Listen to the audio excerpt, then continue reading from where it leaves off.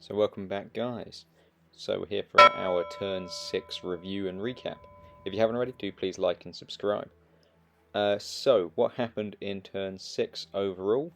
The Royalists managed to gain the initiative, although originally it was going to be the Scottish due to one of the random events which was rolled for Charles, which was 36, basically a strategic genius. I can't remember the exact wording.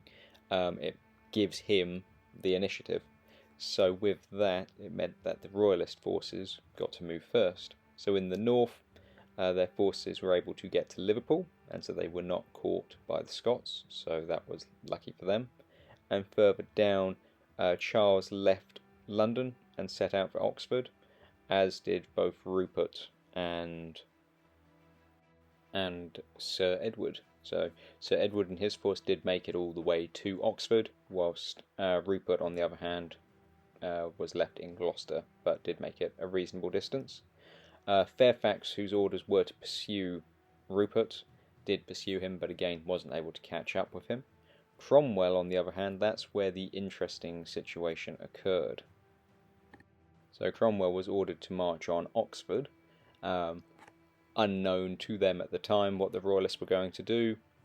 When he arrived, having not had the initiative, the Royalists were there en masse, so we decided that he was going to attempt to withdraw, which he was able to do, but he did suffer reasonably bad casualties in the withdrawal.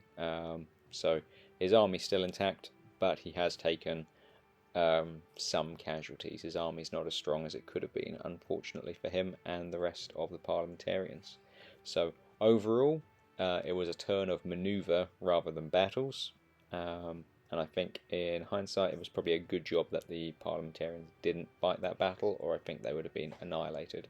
So quite an interesting one. On the Royalist side, getting over the loss of Prince Maurice, and they're starting to put themselves back together again. So the real question is, what do we do next going into turn 7?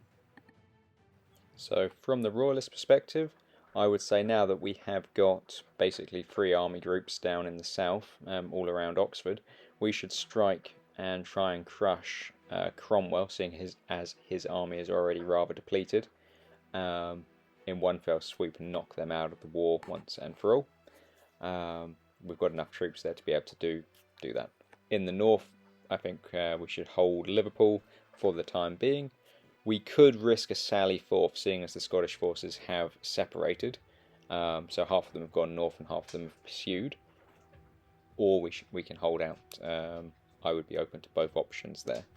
From the parliamentarian Scottish Covenanter perspective, I would say at this point Cromwell and Fairfax need to try and unite.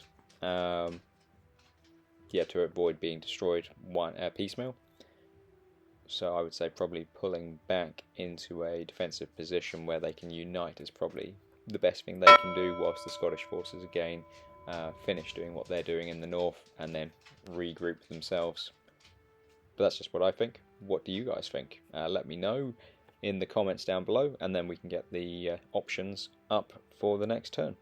Anyway, I hope you're enjoying the campaign. I know I am, and I look forward to hearing more from you all. So take care.